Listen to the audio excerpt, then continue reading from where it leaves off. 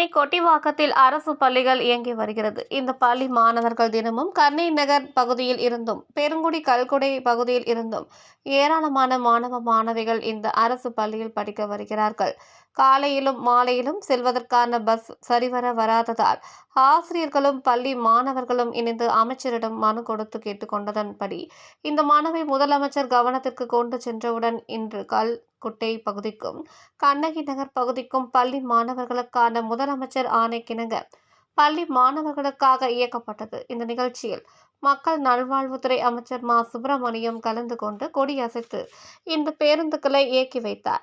இந்த நிகழ்ச்சியில் சோழிங்கநல்லூர் சட்டமன்ற தொகுதி எம்எல்ஏ அரவிந்த் ரமேஷ், பாலவாக்கம் மனோகர் மற்றும் மண்டல குழு தலைவர் எஸ்.வி. ரவிச்சந்திரன், மதியழகன், வட்ட செயலாளர்கள் ஆறுமுகம், தேவராஜ், டேவிட், சவுந்தரராஜன் மற்றும் கட்சி நிர்வாகிகள் கலந்து கொண்டு இந்த பேருந்து தொடக்க விழாவை சிறப்பித்தார்கள்.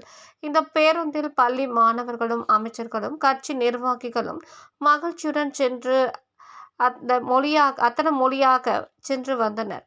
சென்னை செய்தியாளர் சத்யா.